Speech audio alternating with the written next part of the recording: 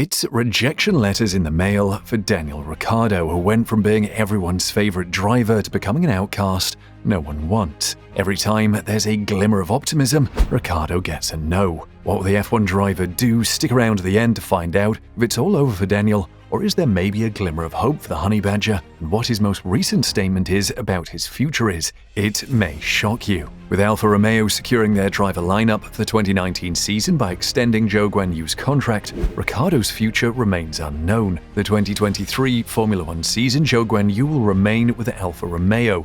The team's lineup for next year was announced ahead of this weekend's Singapore Grand Prix, with Valtteri Bottas partnering with the Chinese driver. Guanyu, 23, has 6 points in his first season in F1, and his contract means that just slots at Williams, Haas and Alpine need to be filled until the 2023 grid is finalized. There is more I want to achieve in this sport and with the team, and the hard work we've put in since the beginning of the year is just the first step toward where we want to be next season, he said. There's still much to learn and improve, but I'm confident in our work and eagerly await the next chapter of our narrative together. From day one with the team at the Abu Dhabi test last year, he has impressed me with his approach to work, and this is always a very positive attribute, team principal Fred Vassar added. We know he was quick, but how quickly he adapted to Formula One was one of the best surprises of our season. He is very pleasant and everyone on the team admires his demeanor and approach. He had the humility to ask questions and learn from the engineers as well as Valtteri, as well as the knowledge to implement all he learned to better race after race. Now, considering how Ricciardo started the season, you can imagine his options would be overflowing now, but that does not seem to be the case at all. You're probably wondering why. On the other hand, Ocon is under contract with Alpine through the 2024 season. Alonso has revealed that he will drive for Aston Martin in 2023, taking over for the retiring Sebastian Vettel. Alpine's second seat epitomized silly season.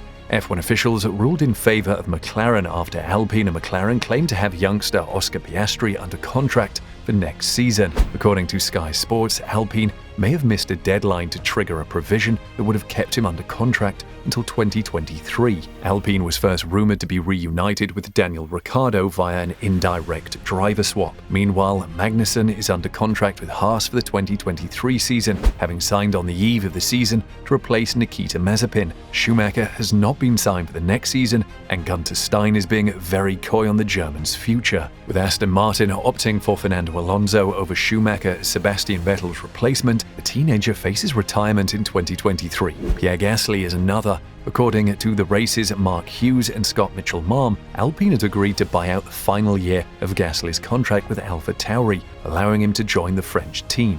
That move, though, was set to rely on AlphaTauri acquiring American IndyCar driver Colton Herta, which now appears to have fallen through. However, if AlphaTauri can secure Mercedes reserve driver Nick de Vries, they may be amenable to the transfer. According to Lawrence Barretto, former Formula One drivers Nico Hülkenberg and Antonio Giovinazzi are very much in the mix. Will Buxton updated that during the Italian Grand Prix, claiming Giovinazzi is now the frontrunner to return to F1 and join Haas, and that Gio's representative is very optimistic it will happen. Hülkenberg is presently Aston Martin's reserve driver, while Giovinazzi is a Formula E competitor. Before the summer break, Steiner phoned Ricciardo and suggested they explore his desire to join the team. Unless the Aussie phones first to express interest, Steiner remains open to the prospect, while Williams stated that Albon had signed a multi-year agreement to stay with the team as predicted. The team also said that Latifi would not be returning next season. If it wasn't already sealed, his qualifying and race performance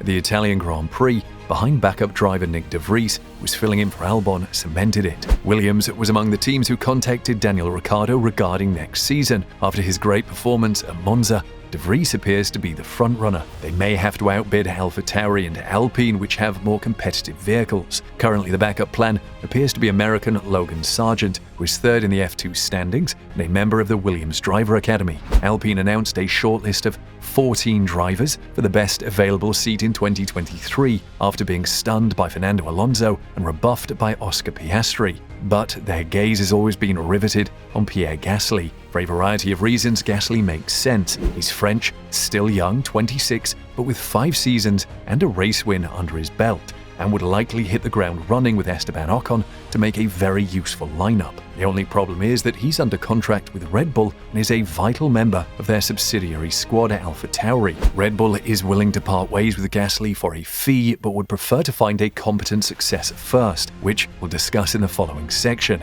Alpine must consequently have some options. They tested 3 drivers in a 2021 Alpine vehicle last week, the Hungaroring: Nick de Vries, Jack Doohan, and Antonio Giovinazzi. They may fear another driver market sucker hit by losing out on the Gasly. De Vries is one of the most sought-after drivers in this year's driver market, while Giovinazzi is likely to stay inside the Ferrari family to return to F1. Still, it would not be surprising if Doohan is at the top of Alpine's list. Alpine has been interested in promoting from their driver academy for some time, with Piastri always being the favourite, but Australian driver Doohan is presently 4th in his first full season in Formula 2 and is highly valued internally. Aside from all the uncertainties, the elephant in the room remains Daniel Ricciardo's next move. Ricciardo's contract with McLaren has been cancelled for the last year, so he will leave after a poor 2022 and is now deciding how to stay in with only a few seats left.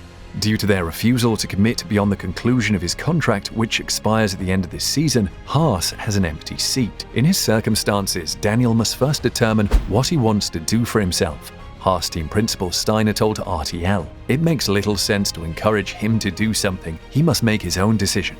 If he feels like it, he'll call. Otherwise, he'll probably say, I'll take a sabbatical or something else." The only remaining spots for the F1 2023 season are held by Haas, Alpine, Williams, and Alfa Romeo. Daniel Ricciardo gave an update on his future to Australia's Fitzy and Whipper radio show. "When I say I don't know, I don't have a contract for next year. Is it still possible? It's possible. I guess I'm not getting too excited about next year. Of course I want to race. I want to be on the starting line. I want to compete. However, I don't regard next year as all or nothing. 2024 is something I'd like to be aware of and consider. So that's sort of where I'm like. If it takes taking a step back to go 2 leaps then ahead, then that's what my team and I are trying to figure out right now. So that may take a year." Ricciardo stated that a 1-year break would let him come back on the grid for 2024. The son of Michael Schumacher was chastised by Steiner earlier this season for crashing it too frequently and has a 50-50 chance of continuing with Haas next year, according to his boss. Steiner told RTL that he will not set a deadline for choosing because you put yourself under pressure and we don't need that.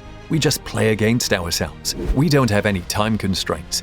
Everyone else does, but we don't. And that's an edge we don't give up. Steiner acknowledged that Nico Hülkenberg was possible. A man of Nico's caliber adds to the experience. What can a driver do to improve the team and propel us to the top? How much danger are you willing to take? You normally take greater chances with a young driver since you don't know how far he can go. You can't do that mathematically. Daniel has also recently stated that his best chances right now are as a reserve driver. "Let's say my headspace is in the same space," Ricciardo said on Thursday. "I'm still keen to be part of F1 and of course, plan A would be to be on the grid.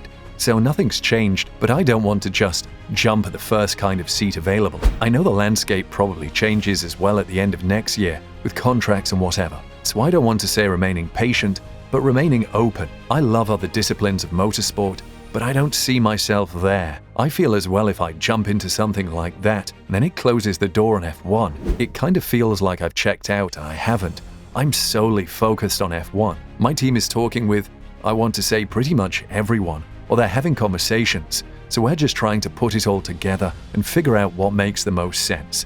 So it's not that they're not calling or they're not interested. I know that sounds, I'm not coming from a place of overconfidence, but we're just doing our due diligence and figuring out what's best. I'm trying to kind of see beyond next year. For me, of course, I want to be racing, but I also don't want to just look at the next 12 months and not look in the next 24. Ricciardo secured 7 wins with Red Bull between 2014 and 2018 before leaving to join Renault, with whom he spent 2 disappointing seasons before joining McLaren, and admits the contrast between the level of competitiveness during those stops is impacting his latest decision. "Having been through it the last few years, I know there is something that you fight for," he said. "Monza last year was the best case scenario in fighting for a win, but what fighting at the front does, when you've had that taste, it's real, and that's ultimately where I want to be. So I guess I don't want to just race to race. I want to race with a true belief or understanding that I could be back on the podium ultimately. With all the uncertainty blooming around the F1 world amidst drivers and which team they will be behind the wheel, who do you think Ricciardo will drive for eventually? Comment below.